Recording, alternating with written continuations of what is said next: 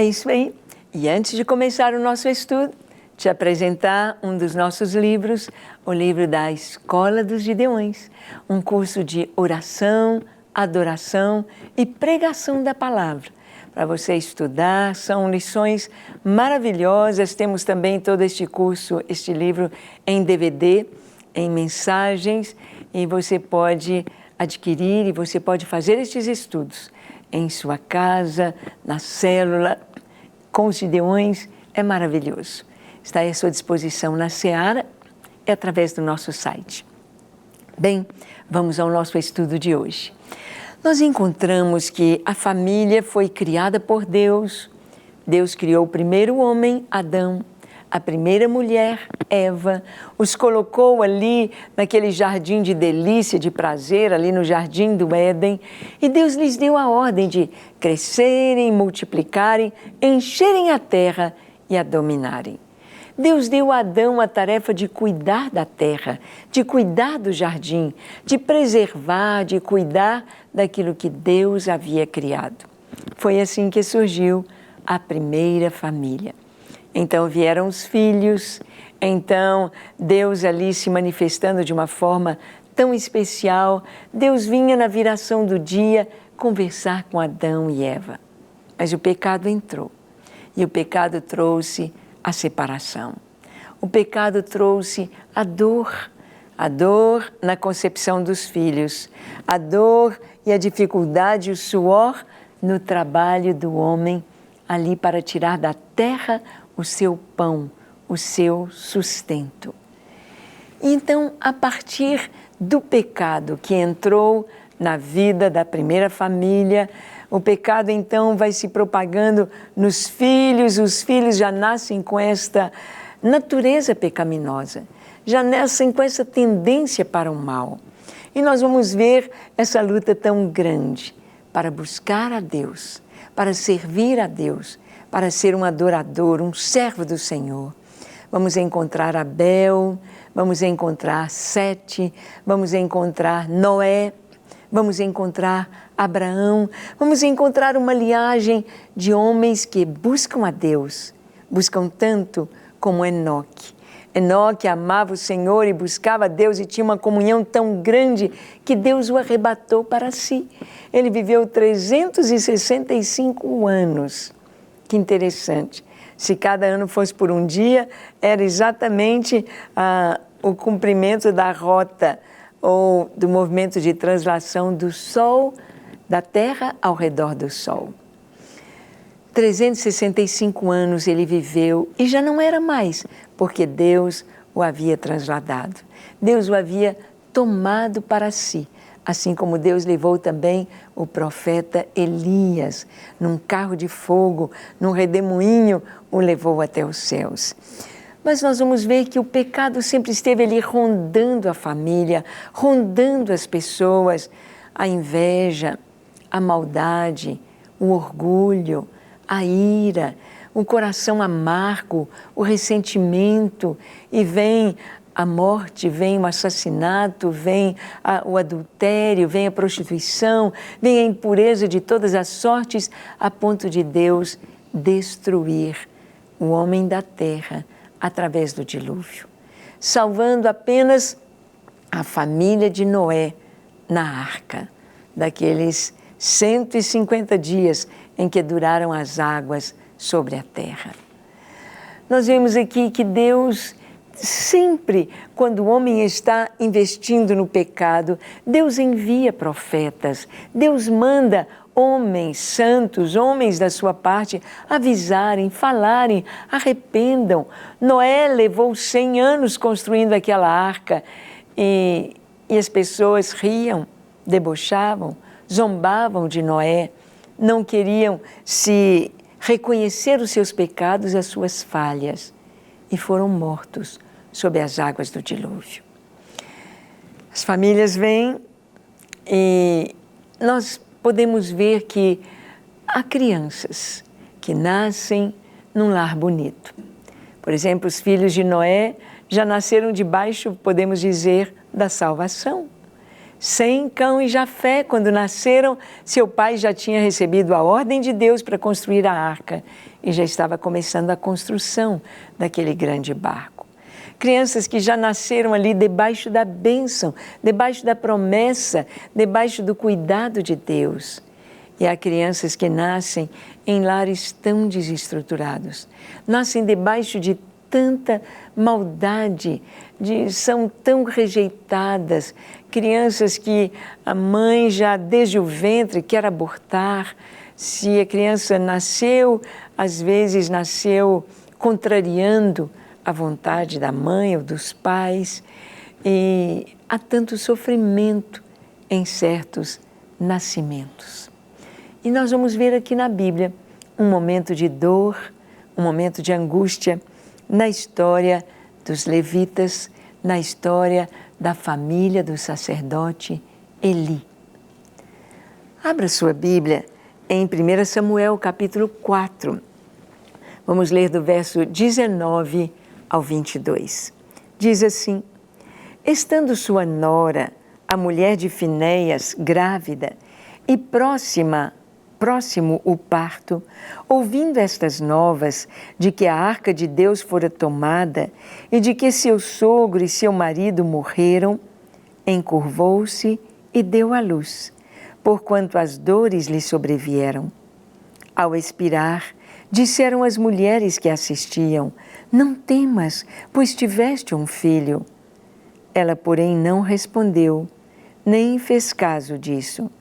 Mas chamou ao menino e acabou, dizendo: Foi-se a glória de Israel.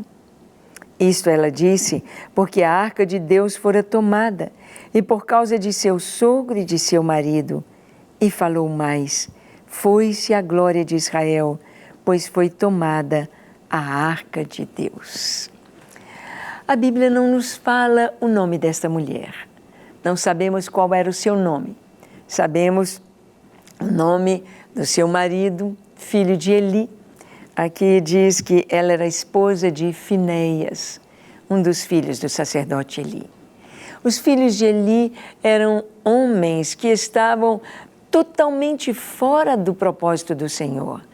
Eram filhos do sacerdote, mas eles faziam tudo errado. Eles se achavam os maiorais, os governadores, os líderes do povo, então eles abusavam da sua autoridade. Não tinham temor de Deus.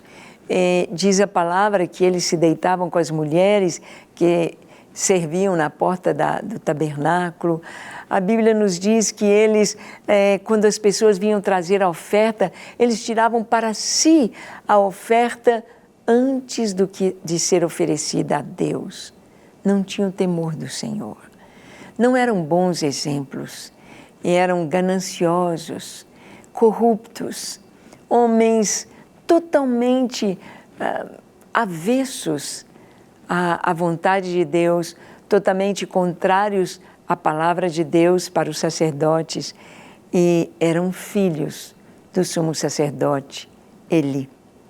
Finéias, a sua esposa, estava grávida, estava para dar à luz, quando houve uma guerra dos filisteus com os israelitas. Os filisteus vieram e o povo de Israel saiu à guerra. E o que o povo de Israel fez? Como eles sabiam que a presença de Deus ali na arca era algo tão tremendo, a presença de Deus, que eles pensaram: se nós levarmos a arca do Senhor, se a gente levar a presença de Deus conosco, certamente nós vamos ganhar a guerra. Nós temos muitas pessoas que têm pensamentos assim, pensamentos até mesmo supersticiosos. Se eu tiver uma Bíblia no meu carro, não vou ser roubado, não vou bater o carro, estarei protegido, porque a Bíblia está lá no meu carro.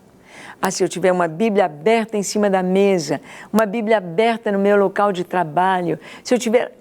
Não é a Bíblia aberta, não é o livro.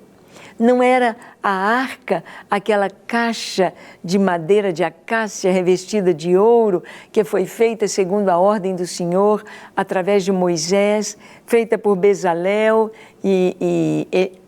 filho de Aizamaque, e Eliabe. Não era aquela arca, não era a arca em si como um patuá, como o que iria trazer a segurança, mas era a presença. A presença de Deus já não estava ali com o povo. A presença de Deus já não estava ali com o sacerdote Eli e com seus filhos, porque eles estavam fora da vontade de Deus. Eles estavam vivendo dissolutamente, e é um terrível engano pensar que a presença está em objetos, ou que a gente pode segurar Deus para nos abençoar através de alianças ou de ofertas ou de coisas e não do coração. Nós vamos ver como que Deus, Ele exige o temor do Senhor. Como que lidar com o Senhor, a Bíblia diz, com Deus não se brinca, de Deus não se zomba, porque tudo aquilo que o homem semear, isto também ceifará. Não se compra Deus, não se compra os céus, não se compra o perdão de Deus, não se compram as bênçãos espirituais. O que a gente faz é entregar ao Senhor tudo o que somos, o nosso coração, a nossa vida, tudo o que temos. O que Deus quer é tudo, é tudo, é tudo que somos e temos. É o nosso viver completamente, uma entrega total. Eles levaram a arca, mas não levaram a presença de Deus. E a Bíblia conta que quando os filisteus viram a arca, ficaram tremendo de medo. E os deuses de Israel estão com eles, nós estamos perdidos, porque eles souberam que a arca estava no meio do seu povo. Aconteceu a mesma coisa com Sansão. Sansão, ele tinha um pacto com Deus desde o ventre de sua mãe. Ele seria nazireu desde o ventre. A própria mãe não deveria beber bebida forte, beber vinho, nem comer nada da videira, nem uva, nem passas, nada da videira. Ela deveria se santificar. O voto de nazireu, nada da videira e a santificação. E Sansão, ele cresceu com esse voto. Nunca cortou o cabelo dele, nunca provou nada da videira. E o Espírito Santo vinha sobre Sansão e ele tinha poder. Mas Sansão, em certa ocasião, entrou na cidade dos filisteus e procurou uma prostituta. Será que Deus estava nisso? O Espírito Santo estava nisso, concordando com isso que Sansão fez? E então os filisteus fecharam as portas da cidade, os portões da cidade de Gate, e falaram, vamos pegá-lo, ele está preso, ele não tem jeito de sair. E o que fizeram então? Fecharam as portas e Sansão veio. Meia-noite, Sansão quer sair, a porta está fechada, então ele põe força e arranca aquela porta com seus portais, com suas trancas e ferrolhos. Ele arranca toneladas, coloca sobre as suas costas e sobe a montanha e anda quilômetros com aquela porta até deixá-la tão longe, humilhando os filisteus. O que veio na cabeça de Sansão? Se eu continuo com a força, apesar de ter estado com a prostituta, não há problema, Deus está comigo. Quantas pessoas pensam isso? Estão no pecado, estão na prostituição, estão fazendo coisas erradas. Mas ele prega e as pessoas se convertem. Mas ele prega e pessoas são batizadas com o Espírito Santo. Então está tudo bem. Então Deus está comigo. Então Deus está aprovando absolutamente. Deus é misericordioso, é bondoso, mas pecado é pecado. Não se brinca com o pecado, não se brinca com as coisas de Deus.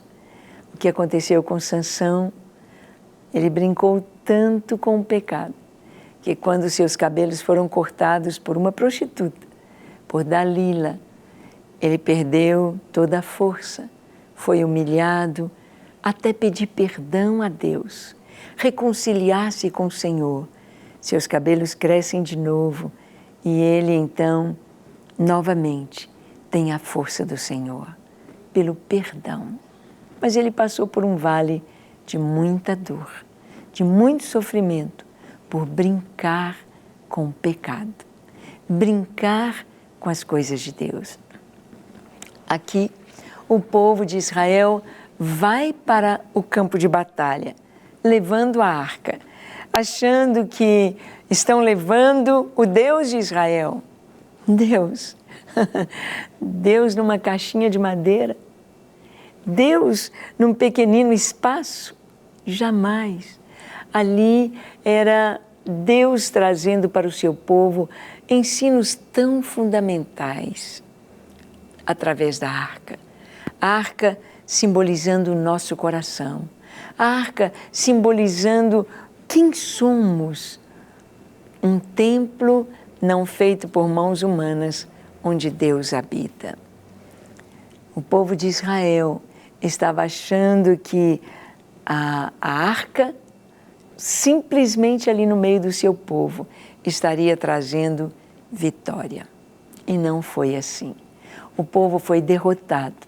E na derrota foram mortos os 2 filhos de Eli que carregavam a arca, Ofni e Finéias. Os 2 foram mortos. O povo foi trucidado. E a nora de Finéias, grávida, já nos dias de dar à luz, quando ela recebe a notícia, vêm as dores do parto, nasce a criança, mas ela morre no parto. E antes de morrer, ela dá um nome ao seu filho, Icabô, ou em algumas traduções, Icabode, que significa foi-se a glória de Deus. Foi-se a glória de Deus. Não está mais conosco a glória de Deus, referindo-se à arca e à morte do seu esposo. Só que não foi só o esposo que morreu.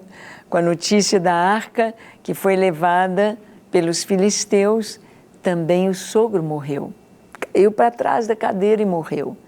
No mesmo dia, Ofni, Finéias e Eli morreram. E a arca foi tomada. O menino já nasce sem pai e sem mãe. O menino já nasce órfão e sem avô. O menino já nasce com um nome sobre si, um nome de tristeza, de angústia. Foi-se a glória de Deus. Não está conosco a glória de Deus. Foi embora a glória de Deus. Quem o chamava Icabode estava dizendo, não tem a glória de Deus, não tem a presença de Deus. Como seria o crescimento deste menino? Quem haveria de criá-lo? Quem cuidaria dele? Com quem ele aprenderia sobre Deus? Mais tarde vamos vê-lo como sacerdote. Quem cuidou dele? Já nasceu sem pai, sem mãe, sem avô e com um nome, foi-se a glória de Deus. Há crianças como Icabode que nascem em tempos de angústia, nascem em tempos de provação, nascem em tempos de vacas magras no seu lar, na sua casa, crianças que nascem cheias já, com a casa, a família cheia de problemas, no meio de lutas e provações. Deus, Ele conhece os corações, Deus sabe pesar aquele que tem tudo, aquele que nada tem, aquele que recebeu tantas bênçãos e aquele que foi privado delas. E esse Deus que é bondoso, que é maravilhoso, jamais nos abandona. Jamais nos abandona. Temos tantas histórias de crianças que nasceram em condições tão terríveis e foram preservadas de maneira tão maravilhosa. Tem o seu nome mudado, a sua história mudada por um encontro com o Senhor. O que faz a diferença na vida das crianças, dos adolescentes, dos jovens, dos adultos, dos velhos, é a mesma coisa. O que faz a diferença na vida de uma pessoa é a presença de Deus. É Deus habitar em nós. A glória de Deus não era a arca. A glória de Deus não estava no seu povo simplesmente. A glória de Deus é o próprio Deus. A glória de Deus está na presença do Senhor, em seus atributos maravilhosos e perfeitos. A glória de Deus é o caráter, é o próprio Deus. E a glória de Deus pode estar conosco, com qualquer pessoa, em todo o tempo, se nós o buscarmos, se nós o quisermos, se nós tivermos o perdão para os nossos pecados e buscarmos: Senhor, eu te desejo, eu te amo, eu te quero. Vamos fazer isto? Vamos orar nesta hora? Eu quero que você ore comigo. Feche seus olhos, curve a sua fronte. Se for possível, se ajoelhe aí onde você está. Ore comigo dizendo assim: Senhor, eis-me aqui em Tua presença. Senhor, eu abro para Ti o meu coração e Te peço perdão para os meus pecados. Lava-me completamente, purifica-me de toda iniquidade. Dá-me um coração puro e perfeito na Tua presença. Eu quero viver na Tua luz. Eu quero ouvir a Tua voz. Eu quero ser ensinado por Ti. Lava o meu coração. Eu Te entrego a minha casa, a minha família. Ó Deus, olha para nós e dirige-nos na Tua presença. Precisamos de Ti em todo o tempo. Ajuda-nos, Senhor. Senhor, nós queremos orar também pelas pessoas que estão conosco assistindo este programa e que estão orando conosco. Sejam tocados pelo Teu Espírito Santo, sejam mudados em novas criaturas, sejam libertos de toda opressão maligna, sejam curados de toda enfermidade. Recebam a Tua doce presença, agora, no nome de Jesus. Amém, amém e amém. Para receber todas as novidades do canal, inscreva-se e, se curtir o vídeo, clique em gostei. Aproveite para acompanhar a Rede Super nas redes sociais.